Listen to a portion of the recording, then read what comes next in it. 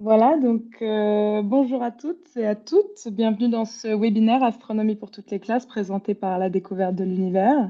C'est un plaisir de vous avoir ici. Encore une fois, pour ceux qui nous ont rejoints, sentez-vous libre de nous dire dans le chat si vous avez envie, euh, où est-ce que vous enseignez, d'où vous venez ou dans quelle tranche d'âge est-ce que vous enseignez. C'est toujours intéressant pour nous et puis on sera capable de vous dire quelles ressources sont bien ciblées pour votre audience. Donc, enfin voilà, on peut commencer.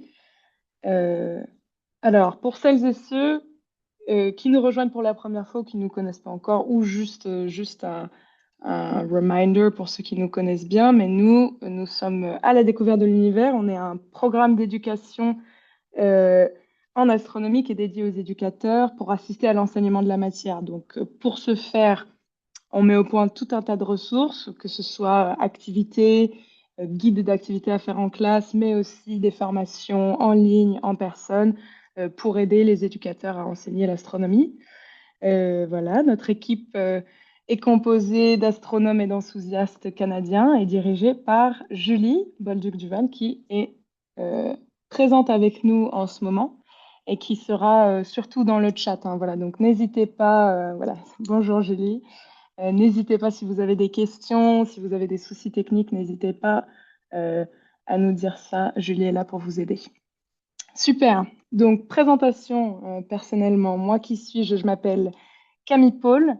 Je suis étudiante en dernière année de baccalauréat en astronomie et en physique à l'Université de Toronto et j'ai rejoint à la découverte de l'univers il y a à peu près 6 mois où je suis, alors mon titre officiel c'est spécialiste en communication et éducation. Globalement, ce que ça veut dire, c'est que je gère beaucoup les réseaux sociaux. Je suis aussi parfois utilisée pour des traductions en français, puisque je suis originaire de France. Et puis, parfois, je suis appelée, bonjour Amélie, super. Parfois, je suis appelée à participer à d'autres projets, comme justement donner des webinaires. Donc voilà. Que je sois originaire de France, c'est un petit astérisque que je rappelle parce que je suis encore en train de m'adapter au système scolaire canadien. Donc je m'adapte doucement mais sûrement. Mais c'est voilà, pardonnez-moi s'il y a des inconsistances ou alors si vous voulez me corriger sur certains aspects du programme scolaire, n'hésitez surtout pas. N'hésitez surtout pas non plus à poser des questions tout au long de notre présentation. Si vous avez envie, vous pouvez lever la main, poser des questions dans le chat, etc. Je ferai une pause au milieu exactement aussi, également. Mais on aura aussi un temps pour les questions à la fin. Donc, si vous voulez attendre jusqu'à la fin, il n'y a aucun souci. Voilà, donc comment va se dérouler notre heure? En gros, notre formation, c'est globalement une visite guidée de notre site où on va aller approfondir chaque ressource, essayer de vous montrer ce qui est disponible sur notre site en le mettant en contexte avec le programme scolaire. Alors, on est assez conscient qu'en fait, notre site, il est assez dense, il y a beaucoup de choses, ce qui est génial, parce que c'est très bien d'avoir beaucoup de choses, mais voilà, c'est juste pour vous emmener euh, à travers tout et vous montrer ce qui peut être très intéressant avec votre programme à vous et qui peut convenir à vos audiences. Voilà, donc on va faire ça. Voici une petite vue d'ensemble des ressources qui sont disponibles sur notre site. Donc là, on les a divisées primaires, secondaires, comme c'est fait sur le site. Comme vous le voyez, la plupart de nos ressources sont adaptées aux deux, en fait, aux primaires et aux secondaires. On en a quelques-unes qui sont plus adaptées pour l'un que pour l'autre, mais enfin, vous êtes juge de ça aussi, vous connaissez vos classes. Donc, ceux qui sont dans une seule boîte, on a la trousse ici, et puis l'appli climat et le cycle solaire pour le secondaire. Voilà.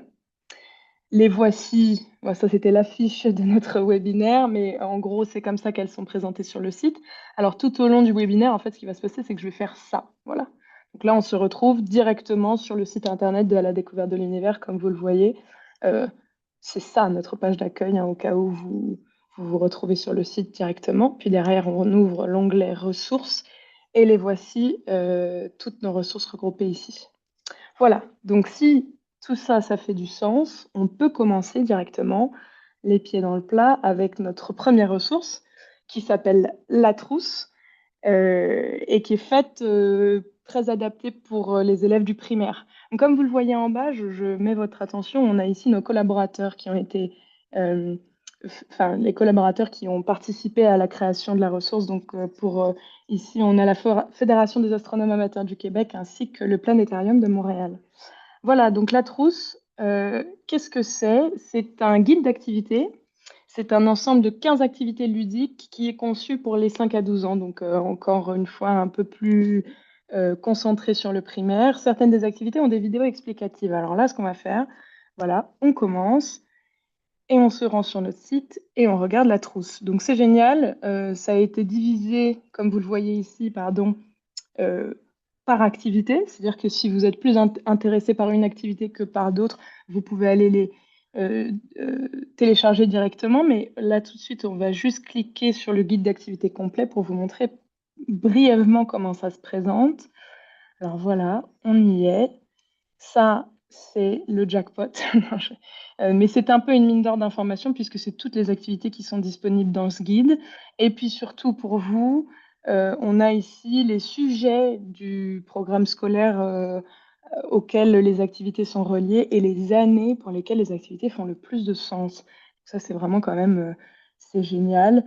Il y a aussi cette petite colonne pour vous dire lesquelles des activités ont des vidéos attachées, explicatives, qui peuvent vous permettre de enfin, vous expliquer l'activité en vidéo. Voilà. Et puis si on regarde, parce que moi je la trouve super, cette première activité, et je trouve qu'elle résume plutôt bien ce qui est proposé dans cette ressource-là. Voilà, donc la première activité, elle s'appelle Dessine une constellation. Donc comme vous le voyez, on a cette image-là qui est en fait une image du ciel. C'est une vraie image du ciel, puisque comme vous le voyez, voilà l'image avec les constellations conventionnelles internationales qui ont été décidées. Donc on a la petite ours, la grande ours ici. Et là, c'est l'image finalement entre guillemets nue, où il n'y a pas les constellations. Donc ça, c'est super pour donner à des enfants et leur dire de finalement dessiner ce que eux, ils voient dans le ciel, puisque ça peut finalement permettre d'introduire le concept de ce qu'est une constellation, l'idée que certaines étoiles forment certains dessins, comme ici la Grande Ourse, elle n'est pas forcément évidente pour tout le monde. Et puis c'est assez intéressant de se rendre compte que différentes constellations, différents systèmes de constellations peuvent exister, si ce n'est que finalement le système de constellation qui existe dans l'esprit d'un enfant. Donc voilà, donc ça c'est vraiment génial. Et puis ça résume assez bien notre première ressource qui est la trousse. Et voici finalement, ça c'est une diapositive qui est un petit peu dense, mais voici finalement les thèmes du programme qui sont euh, très reliés à notre ensemble d'activités. Donc observer le ciel et les constellations, bon, ben, on l'a vu avec la première activité, dessiner une constellation, etc. C'est parfait pour introduire ce genre de thème, mais également il y a d'autres activités plus loin dans le guide qui sont liées à Terre sphérique, gravité, notamment l'activité 10 qui est géniale, bouger. Oh, pardon, non, pardon. Bouger sur d'autres mondes, donc ça c'est question de gravité, etc. Le système Terre-Lune-Soleil est également introduit dans le guide. Système solaire et puis vie extraterrestre qui est introduit dans les activités, enfin les dernières activités, activités 13-14. Donc voilà, c'est un guide qui est finalement assez complet pour des idées d'activités à faire en classe qui sont liées à l'astronomie. Et puis vraiment à tous les niveaux du primaire. Ensuite, alors, une de nos autres ressources qui s'intitule Éclipse solaire. Alors, Éclipse solaire, c'est une ressource qui a été créée, alors je l'appelle dans mon esprit, mais c'est pas vraiment ça, mais un peu ressource support. Ça a été créé pour soutenir les efforts d'information liés assez spécifiquement à l'éclipse solaire totale du 8 avril 2024 en Amérique du Nord. Donc, je ne sais pas si vous étiez tous en Amérique du Nord en avril 2024, mais c'était quand même un événement assez énorme et c'est un événement euh, que l'on a beaucoup soutenu à la découverte de l'univers et pour lequel on a fait beaucoup de travail, qui a un peu été tout regroupé dans cette ressource qui s'appelle Éclipse solaire. Alors le plus facile, comme c'est finalement de vous montrer. Donc voilà, on s'y retrouve. Comme vous le voyez, c'est directement assez spécifique. Éclipse solaire totale 2024. On a tenu des formations pour introduire les gens à ce qui allait se passer le 8 avril 2024. Des formations qui sont tout à fait disponibles, qui sont encore en ligne, avec des Google Slides qui sont là pour vous aider, que vous pouvez aller consulter ici et puis réutiliser. Ce sont des slides qui sont très, très complètes, qui sont franchement vraiment géniales. Et puis derrière, on a finalement de l'information assez générale. Qu'est-ce qu'une éclipse solaire? Qu'est-ce que la bande de totalité? finalement, qu'est-ce qu'on verrait, qu'est-ce qu'on a vu le 8 avril 2024, mais qu'est-ce qu'on verrait encore une fois si jamais l'événement était à se répéter ou des choses comme ça. Donc finalement, c'est une ressource qui a été créée pour un événement assez spécifique, mais qui est très adaptable euh, au concept de l'éclipse solaire dans sa totalité, évidemment, mais aussi dans l'événement que ça pourrait se reproduire, même si ce ne sera pas le cas pendant quelques temps. Et puis, c'est pas quelque chose qui arrive toutes les semaines, mais c'est finalement quelque chose qui pourrait être amené à se reproduire. Et donc, c'est assez intéressant d'en savoir plus. Il y a également toute une partie sur la sécurité qui est génial parce que je pense qu'on l'a tous vu courant 2024, mais il y avait énormément d'informations un peu de partout qui étaient publiées de partout, notamment sur la sécurité. C'était un peu dur de savoir qui écouter, à qui parler, quoi entendre. Et puis, il y a ce genre d'événement énorme. Il y a beaucoup de désinformation, donc c'est bien d'avoir ce genre de repères et de savoir que finalement, tout est ici. Hein. Donc, si un jour vous en avez besoin, c'est ici. Il y a aussi, et alors ça c'est génial, c'est hyper intéressant, il y a toute une partie sur le savoir des premiers peuples et les éclipses solaires dans les peuples autochtones ou dans les cultures autochtones. Donc ça c'est vraiment génial. Il y a des histoires à télécharger qui sont disponibles en plusieurs langues, ainsi que notre petite page Éclipse en bref, qui est aussi disponible en 4 langues autochtones. Donc ça, à introduire en classe, c'est super pour le savoir des premiers peuples. Et puis derrière, alors là, on est encore sur une partie sécurité, comment observer l'éclipse, comment enseigner l'éclipse. Euh, Cette partie-là, c'est peut-être celle qui est la plus pertinente aujourd'hui parce que c'est hyper facilement réutilisable. Ce sont toute une série d'activités qui sont adaptables et qui sont pour votre classe finalement sur le concept de l'éclipse. Donc, par exemple, observation indirecte de l'éclipse, si on ouvre ça, ah mince, c'est ouvert sur un... Mince, non, où c'est? Pardon, ici, non. Voilà, observation indirecte de l'éclipse, on y arrive. Voilà, donc ça, c'est des activités qui sont reprodu- que l'on peut reproduire en classe et qui ont finalement des images, des indications. Voilà, c'est très facile de montrer certaines caractéristiques de l'éclipse. On a également un tutoriel pour Stellarium. Stellarium, c'est un outil d'observation pour l'astronomie professionnelle et amateur qui est très, très, très utilisé. Ça nous permet juste de voir quels objets seront observables dans le ciel à quel moment. Donc, je vous le recommande si jamais vous avez des activités qui demandent d'observer le ciel. Voilà, donc ça c'est pour notre ressource éclipse solaire. Les liens avec le programme scolaire, bon, bah, ils sont finalement assez évidents. On a le système Terre-Lune-Soleil, le concept d'une éclipse lunaire et solaire, le système solaire, puisque la Terre, la Lune et le Soleil sont dans le système solaire. On a aussi, et ça c'est assez intéressant, modèle physique et échelle, puisque comment est-ce qu'un objet comme le Soleil ou la Lune, qui ne font pas la même taille, peuvent finalement, en s'alignant, occulter l'un ou l'autre, etc. Comme on l'a mentionné, on a les perspectives autochtones, très intéressant. Et puis lumière et ombre, hein, puisque c'est de ça qu'on parle quand on parle d'une éclipse. Voilà. Passons à notre prochaine ressource. Alors, le système solaire, ça, c'est une ressource qui est géniale, qui est hyper facile d'utilisation, qui est très intéressante à vous expliquer en plus.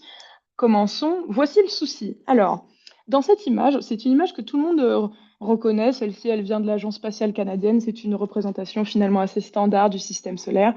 Et puis, voilà, c'est standard. C'est une image que tout le monde reconnaît. Mais en fait, c'est pas une image qui scientifiquement est très véridique, puisque le système solaire est en taille, en termes de taille entre les astres, donc la taille du Soleil par exemple par rapport à la taille des planètes, et en distance, c'est-à-dire distance entre les astres, voilà, est complètement impossible à représenter dans une image standard. C'est-à-dire que si on était à représenter le système solaire avec les bonnes distances sur une image standard, et ben en fait, les distances sont tellement grandes entre les astres qu'on verrait plus les planètes, qu'on verrait à peine le Soleil. Et si on était à représenter le système solaire avec les bonnes tailles des astres, et ben c'est pareil, le Soleil serait tellement gros qu'on verrait plus les planètes. Et donc, on est obligé de le représenter de telle sorte. Et en fait, il n'est pas à l'échelle. Donc, la seule façon de représenter le système solaire à l'échelle, c'est de le modéliser. Et c'est ce qu'on a fait avec cette application utilisable en ligne. C'est une application web qui permet de modéliser le système solaire. Alors, le plus facile, encore une fois, on commence à comprendre, c'est de vous montrer. Voici comment ça se présente. C'est hyper facile. Première étape, on choisit la taille du soleil. Donc là, on a quelques objets. euh, Finalement, ça va du plus grand au plus petit, mais quelques objets qui sont assez faciles, des objets du quotidien, un ballon de football, mais c'est aussi tout à fait possible de juste entrer un diamètre pour la taille de votre objet si vous voulez utiliser un autre objet que ceux qui vous sont proposés ici. Mais par exemple, ici, si on prend un ballon de football, et ben voilà ce que ça nous donne. Donc, c'est-à-dire que ça nous donne la taille de tous les astres et de toutes les planètes, pardon, du système solaire qui suivent. Donc, Mercure, par exemple, serait une graine de pavot et Jupiter serait un grain de raisin. C'est quand même un peu plus gros qu'une graine de pavot. Et puis, de manière géniale, on peut aussi faire, par exemple, si on se centre sur Toronto, moi je suis basée à Toronto puisque je suis à l'université de Toronto, on se centre ici. Et ce qu'on peut faire, c'est qu'on peut dessiner les orbites. Alors voici là où ça nous a centré. Finalement, on va dire que le Soleil, c'est la taille d'un autobus, parce que ça va nous permettre de voir plus facilement nos orbites. Dessinons les orbites. Voilà où ils sont. Donc là, on est centré sur la ville de Toronto. Donc c'est comme si le Soleil était au milieu de ces cercles concentriques. Et puis on a Mercure, Vénus, la Terre. On zoome en arrière pour obtenir la ceinture de Kuiper. Et puis on zoome encore, encore, encore. Je sais même pas si on va pouvoir les voir, mais voilà où il est, le nuage d'Oort, ou le nuage de Oort. Et puis voilà où ils sont. C'est vraiment génial et ça nous permet de se rendre compte des distances et de l'ordre de grandeur du système solaire. Finalement, c'est quelque chose que même en tant qu'adulte et même en tant qu'astronome, on oublie vachement à quel point c'est grand le système solaire. Mais voilà, donc les liens avec le programme scolaire, bon bah déjà, c'est très facile d'introduire ce genre de ressources quand on étudie le système solaire en sa totalité avec les objets qui le composent, mais c'est aussi une ressource géniale pour se rendre compte des échelles, des tailles et des distances en astronomie. On vient de parler d'ordre de grandeur. Et puis en plus, cette troisième étape qu'on a ajoutée, où finalement on peut se centrer sur tout, ça peut être génial pour aussi introduire et parler de notions de géographie locale, ce que je trouve super sympa personnellement. Voilà, donc ça c'était pour notre ressource système solaire. On passe, on continue. Astro à la maison, donc là aussi il y a un tout petit peu de contexte derrière cette ressource puisque c'est une série de webinaires en fait qui ont été enregistrés comme présentement et qui ont été publiés sur YouTube et qui ont été donnés finalement en réponse à la fermeture des écoles en 2020 pendant la pandémie. Donc c'est génial, c'est un effort assez global puisque c'est une série de une cinquantaine de webinaires qui ont été donnés par divers experts sur quasiment tous les sujets. Donc voilà, il fallait demander aux experts de quel sujet est-ce que eux voulaient parler. Donc c'est vraiment une ressource qui est dense, mais très précieuse. Si je vous la montre, en fait, quand on clique sur Astro à la maison, ça nous emmène directement sur la playlist YouTube où tous les webinaires ont été enregistrés puis publiés sur YouTube. Et comme vous pouvez le voir, on a, il me semble, 55 vidéos, quelque chose comme ça, 54 vidéos, pardon, sur enfin, vraiment tous les sujets, quoi, fusée et satellite, mais aussi aurore boréale, galaxie partie 5, des notions d'ingénierie avec la mission de mars 2020. Même à titre personnel, ce sont des webinaires qui sont hyper intéressants, euh, que finalement tout le monde peut regarder et qui sont accessibles à tout le monde, donc c'est génial. En termes de webinaires qui sont encore très pertinents et qui sont parfaitement adaptables à vos classes. On a déjà entendu parler Les Secrets de la Lune, qui est une vidéo de 40 minutes qui visiblement est géniale pour introduire notre satellite, notre astre, mais également de la Terre à l'infini. Donc là, on parle encore d'ordre, de grandeur, d'échelle, de taille astronomique. Ça introduit à peu près tout. Donc on part en fait de chez nous et puis on grandit, enfin, on va de plus en plus loin dans l'univers. Il y a également l'expérience d'Ératosthène, qui est une expérience qui permet de mesurer la circonférence de la Terre avec simplement un bâton, une règle et puis l'équinoxe. Donc c'est bien que ce soit fait soit à l'équinoxe d'automne, soit à l'équinoxe de printemps. Mais enfin bon, vous en saurez plus si vous regardez le webinaire. Enfin voilà, c'est une ressource encore une fois qui est très complète où il y a beaucoup, beaucoup de choses, mais qui du coup, facilement adaptables à ce dont vous voulez parler dans vos classes. Et donc, pour les liens avec le programme, alors là, cette slide, j'ai eu un peu de mal à la faire parce qu'en fait, pour la même raison, que c'est une ressource qui est très dense, donc il y a beaucoup, beaucoup de choses.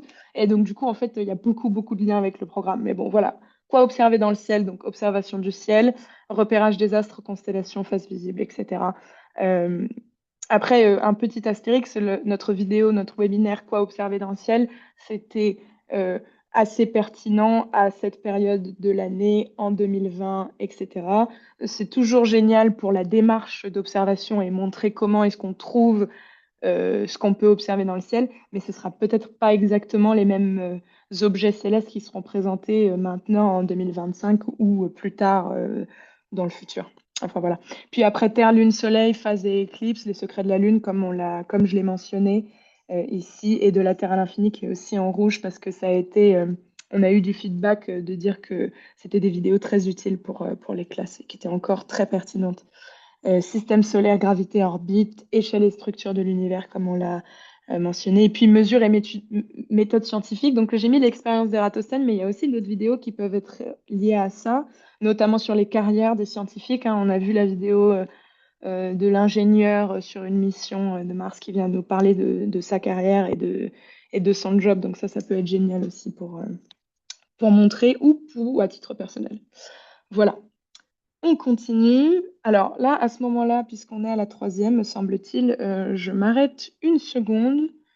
Je vous demande si vous avez des questions. S'il n'y a pas de questions, il n'y a pas de souci. Je continue mon petit train. Alors, je regarde. Il me semble que c'est tout bon. Et puis sinon, si vous avez des questions, vraiment, n'hésitez pas. Alors, notre prochaine ressource, lever les yeux. Alors, lever les yeux, c'est aussi un guide d'activité, donc ça va vous rappeler un tout petit peu la trousse, dans le sens où la manière dont c'est formaté. Et en fait, euh, la particularité de lever les yeux, et ça je le trouve vraiment génial, c'est que c'est la parfaite introduction à l'observation, l'astronomie observationnelle, dans le sens où c'est un journal d'observation. La plupart des activités sont des manières d'introduire au journal d'observation astronomique. Donc c'est génial, c'est très très bien pour ceux qui commencent en astronomie observationnelle ou pour des enfants. Voilà où il est, levez les yeux. Encore une fois, hein, séparé en activités selon ce que vous voulez pour votre classe, mais le guide complet est ici et voici la table des matières. Donc on en a 8. Et puis, pareil, les âges où finalement c'est le plus facilement utilisable ou le plus facilement adaptable. Et puis, si on va à la première activité, vous allez le voir, voilà, dessine ou écris ce que tu peux observer dans le ciel de jour, dessine ou écris ce que tu peux observer dans le ciel de nuit. Donc là, on est vraiment sur quelque chose de très indépendant pour l'élève, quelque chose de, voilà, on lui donne le guide et c'est à lui ou elle, euh, finalement, de construire son journal d'observation. Donc c'est assez génial et puis ça introduit très facilement à la méthode scientifique, à la démarche scientifique, parce que le journal d'observation, enfin l'astronomie observationnelle, c'est une partie intégrante, même de la recherche professionnelle en astronomie. Donc moi, je trouve ça sympa de l'avoir comme ça pour des enfants de 5 à 10 ans ou de 11 ans et plus. Voilà. Et notre ressource, lever les yeux. Et comment est-ce que ça s'inscrit dans le programme? Eh ben, pareil, on est sur l'observation du ciel, du jour, de la nuit, des constellations, mais aussi, et parce que, je ne sais pas si vous avez remarqué, mais on a un journal d'observation de la Lune. Donc, ça se lie aux phases de la Lune, au cycle lunaire. Il y a aussi toute une partie sur le Soleil, donc on peut parler du mouvement du Soleil et des saisons. Une partie que moi je trouve géniale, c'est l'emphase sur la science citoyenne et la pollution lumineuse, parce que la pollution lumineuse, c'est c'est un sujet qui est de plus en plus important en en astronomie observationnelle et qui finalement ne deviendra pas moins important dans les années à suivre, hein. Ça va ne faire que de devenir plus en plus important. Et donc, pour des enfants, les introduire à cette idée de science citoyenne, euh, des enfants qui seront peut-être des futurs astronomes, je trouve ça génial. Et puis, encore une fois, la méthode scientifique, puisque c'est un journal d'observation qui est à essence scientifique. Ensuite, alors là, on arrive dans nos ressources qui sont adaptées plus spécifiquement au secondaire. Le cycle solaire, c'est une ressource qui est vraiment géniale. Alors, je vous la présente, c'est un guide d'activité, hein, comme la trousse ou lever les yeux, mais euh, concentré sur le soleil. Alors, la particularité de ce guide d'activité par rapport aux autres, le cycle solaire, finalement, c'est une activité ou un guide d'activité qui se base sur des vraies données du soleil qui ont été mises à disposition par... Alors, pardon, je passe un petit peu puisqu'on a le lien ici, voilà, qui ont été mises à disposition par la NASA via HelioViewer, qui est juste ici. Alors, ce qui est génial avec ce guide d'activité, déjà, on va amener les élèves à observer le soleil avec différentes longueurs d'onde. Donc, par exemple, si on passe un petit peu, là, on est... oups, pardon. Alors, attendez, measurement. Non, c'est pas ça qu'on voulait faire. Pardon. Enfin, globalement, j'ai malheureusement changé les observatoires alors qu'en fait, c'était pas ça qu'il fallait que je change. Il fallait que je change les bandes euh, du spectre électromagnétique dans lequel on observe le Soleil. Mais finalement, j'imagine que ça doit être à peu près équivalent puisque voilà, on voit le Soleil sous différentes mesures d'observation et donc oula, doit pas y avoir beaucoup de données là-dessus. Alors, il faut savoir que les données d'HelioViewer ont été interrompues à cause de la situation politique actuelle, mais il y a quand même toutes les données qui restaient d'avant. Et donc, du coup, voilà, c'est tout un guide d'activité qui permet de comprendre le cycle du Soleil et comment l'activité solaire peut être liée à des événements météorologiques terrestres, notamment les aurores boréales ou la météo spatiale, les impacts sur les technologies, sur les astronautes. Donc, par essence, c'est quand même un guide d'activité qui demande un petit peu plus d'implication et qui est un petit peu plus dense euh, pardon, que ce précédent. Mais c'est très intéressant et ça permet vraiment, pareil que lever les yeux, euh, ça introduit à la démarche scientifique, à la méthode scientifique, et ça permet euh, il y a plus d'investigations quand même que sur les derniers guides d'activité. Donc voilà pour cette ressource, voilà pour les liens avec le programme scolaire. Bon, on a le cycle d'activité solaire. Euh, on a aussi le lien Soleil-Terre, évidemment, que j'ai mentionné avec les aurores, la météo spatiale, etc. Utilisation d'outils numériques et de données réelles hein, via HelioViewer, et puis démarche d'investigation scientifique. Voilà. Passons à notre prochaine ressource. Alors, l'application climat, pareil, c'est une ressource qui est très adaptée au secondaire. Et encore une fois, le plus facile pour cette ressource, c'est de vous la montrer ou de vous montrer comment ça fonctionne. Alors, je vais faire un petit peu de nettoyage là-dessus. Voilà, super. Comme ça, on est un petit peu libre. Voilà où elle est. Application climat, juste ici. Alors là, vous accédez directement à l'application qui a été développée par l'Institut spatial de McGill avec nous. Alors, cette application, a priori, bon, on a plusieurs paramètres que l'on peut changer. On a une question de paramètres débutant, avancé. Bon, finalement, la seule différence, c'est qu'en avancé, on a plusieurs couches de l'atmosphère. En débutant, on n'a qu'une seule couche de l'atmosphère. Enfin, on adapte l'outil finalement à l'audience. On peut utiliser l'avancée si on est avec des élèves un petit peu plus vieux voilà. Et puis le débutant même est génial pour montrer finalement comment fonctionne notre atmosphère et comment fonctionne l'effet de serre. Donc là, en fait, ce qui est génial avec les paramètres qui nous sont offerts, on a de prime abord l'énergie de l'étoile, ce que la Terre reçoit du Soleil. Donc si on était à 10 fois ce que la Terre reçoit du Soleil, température de surface, on est à 239 degrés Celsius. Si on était à 0 une fois, on est à moins 111. Voilà, donc ça déjà, ça montre l'impact. Ça, c'est pour un atmosphère qui est similaire, un atmosphère et une surface qui est similaire à la surface terrestre. Mais si on avait un atmosphère qui est moins opaque que l'atmosphère terrestre, qui est à 78% d'opacité. Si on était moins opaque avec une énergie similaire à celle du Soleil, on serait à 1 degré de surface terrestre. Enfin voilà, vous comprenez globalement comment ça fonctionne.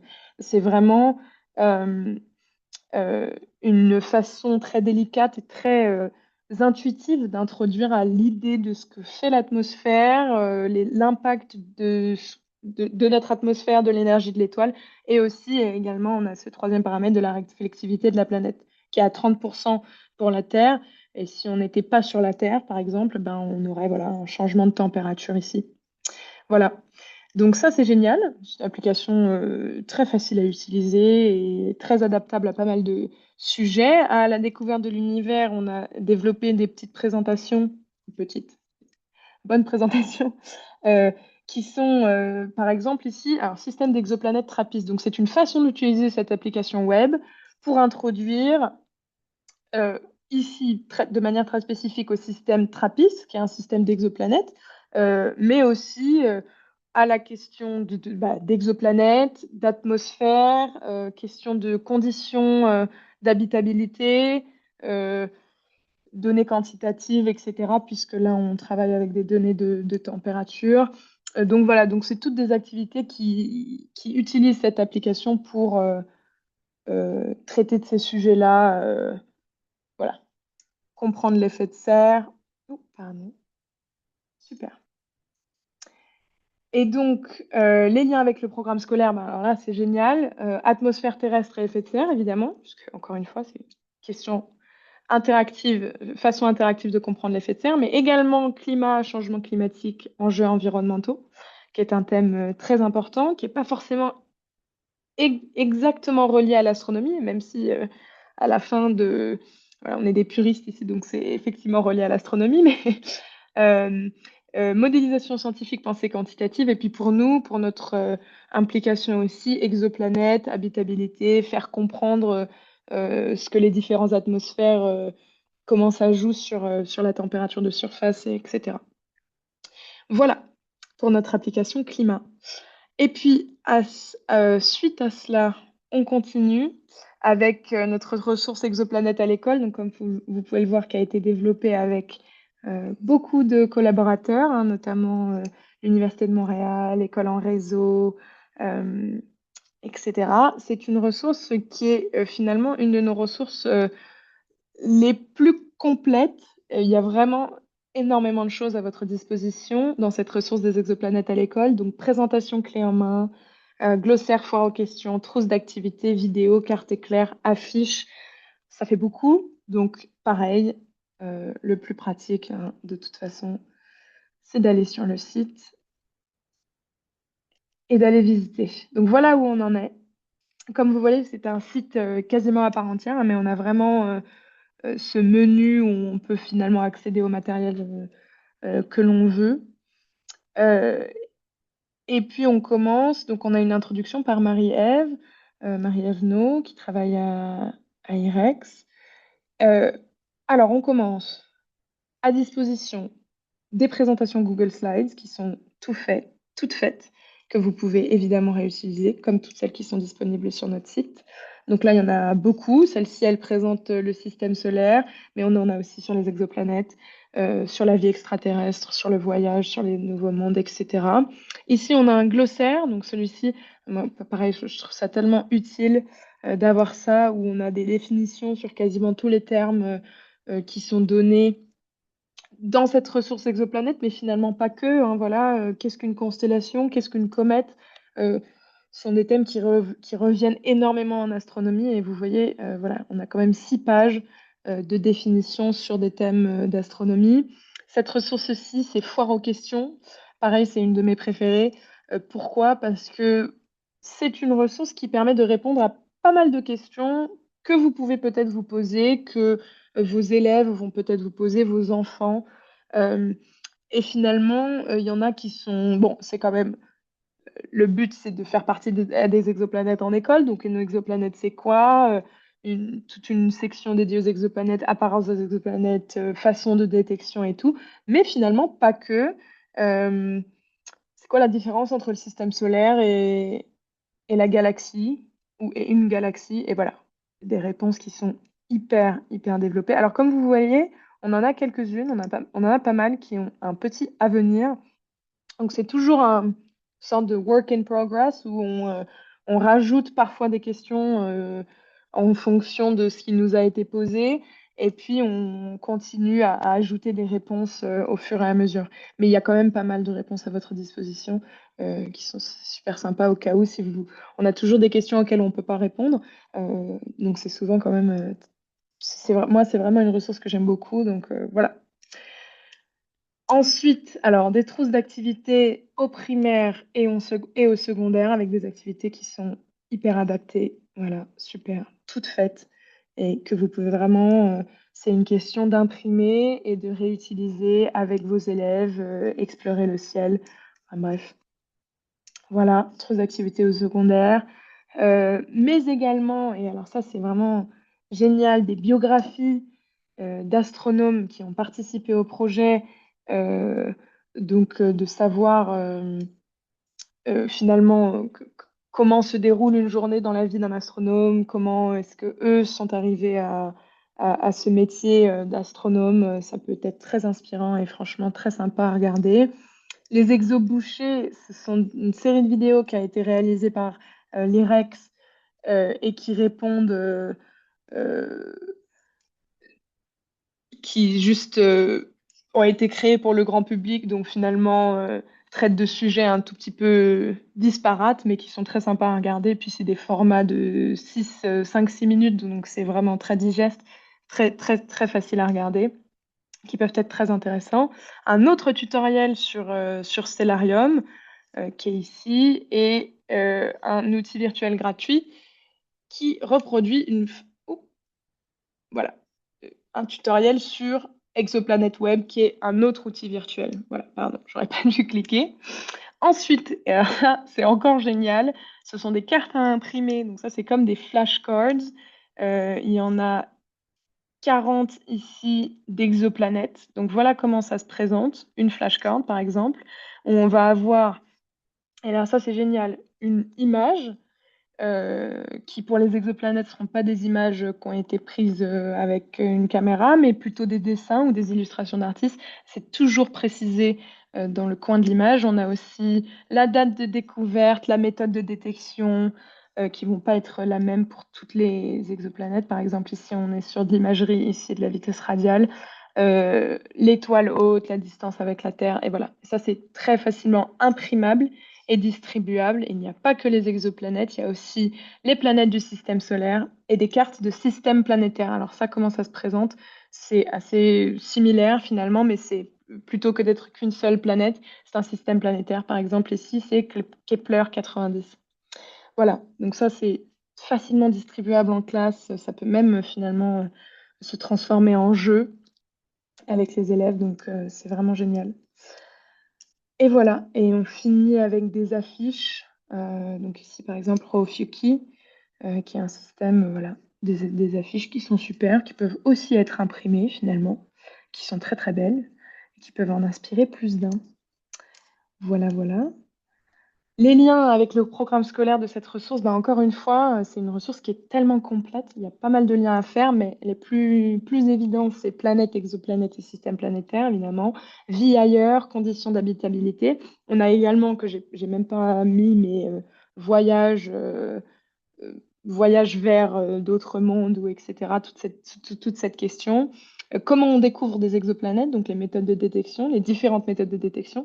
Ça, c'est génial parce que c'est lié à une recherche qui est tellement actuelle. Enfin, les exoplanètes, les premières exoplanètes détectées, c'était les années 80, donc 70. Une petite astérix ici. Il faudra aller double-check. Mais les méthodes de détection, enfin, on découvre des exoplanètes tous les ans, on en découvre une myriade de nouvelles exoplanètes, donc c'est très actuel. Et puis carrière et rôle des scientifiques, parce qu'encore une fois, on a toute cette implication de nos collaborateurs qui ont créé ces vidéos pour parler de ces vidéos ou ce contenu pour parler de leur vie et de leur carrière et de leur job. Donc c'est vraiment génial, ça peut en inspirer plus d'un. Voilà. Et puis sinon, sur nos autres ressources qui sont disponibles, alors ça ne va pas être des ressources qui sont toujours disponibles sur notre site, mais on offre effectivement de nombreux événements en ligne et en personne tout au long de l'année, comme celui-ci aujourd'hui. Donc, ça inclut des formations, des webinaires, des heures de bureau. Alors, les heures de bureau, c'est génial. C'est simplement des heures qui sont dédiées à vos questions et à vos sujets. Donc, si vous voulez, par exemple, vous inscrire à une heure de bureau avec Julie le 2 décembre, eh bien, elle sera là pour répondre à des questions un peu disparates sur ce dont vous voulez parler. On a des concours qui sont tenus à la fin de l'année et puis on a aussi un concours pendant l'année scolaire et on a des groupes de discussion, Terre Vaisseau Spatial, qui sont aussi tenus. Donc voilà, pas mal de choses à votre disposition pour que finalement vous ayez toutes les ressources dont vous avez besoin pour enseigner l'astronomie. Et puis voilà, je vous fais une pause encore ici pour savoir si vous avez des questions ou des commentaires à faire à la fin de notre présentation. Voilà où on est. Euh, je regarde un petit peu le chat. Avons-nous accès à la présentation que Camille nous montre à l'écran, avec la possibilité de cliquer sur les liens avec le programme scolaire? Alors, cette présentation que je viens de vous présenter va effectivement vous être communiquée. Euh, je n'ai pas ajouté de lien. Euh, je ne sais pas exactement ce que vous voulez dire par cliquer sur les liens. Camille, est-ce que je peux me permettre juste Oui, bien de sûr, répondre oui, bien sûr. rapidement? Je veux juste mentionner les liens vers le programme scolaire. Là, c'est ça, il n'y a pas de lien directement parce qu'on est un programme pan-canadien. C'est sûr que la plupart d'entre vous ici est du Québec, mais il aurait fallu mettre des liens vers les 13 provinces et territoires, puisque chacun a son programme. Donc, c'est pas de lien vers les programmes, mais oui, la série Google Slides va être distribuée.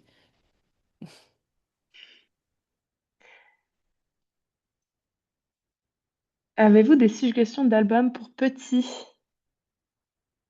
qui permet l'introduction à l'astronomie? Euh, si par album, la collection, moi, je vois que Julie finalement a répondu à cette question, donc c'est génial. Est-ce que quelqu'un a d'autres questions que vous voulez peut-être poser?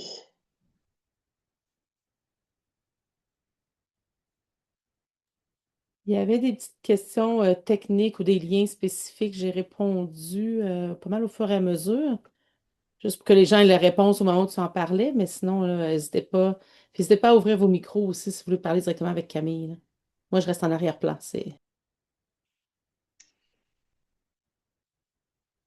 Oui, pardon, j'ai loupé pas mal de vos commentaires sur le chat. Merci Julie d'avoir répondu. Super.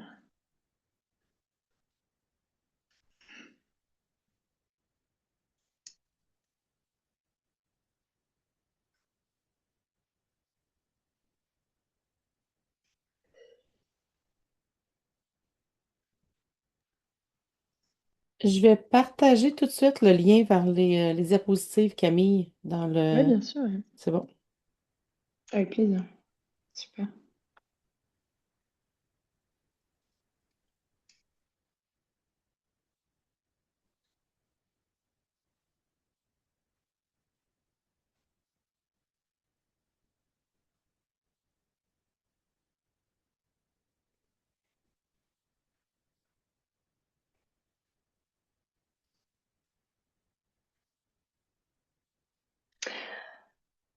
Voilà. Merci beaucoup. Merci, Zakaria. C'était un plaisir. Écoutez, je pense que oui, on va s'arrêter ici. S'il n'y a pas de questions, évidemment, si vous avez des questions qui vous viennent, n'hésitez pas à nous contacter. Et puis, voilà, merci de nous avoir suivis et de m'avoir écouté. Et puis, une bonne soirée à vous. Et oui, je vous souhaite tout plein de belles choses pour la suite. Merci à vous. C'est génial. Je vous vois dire merci dans le chat. Merci, merci. Et pas de souci.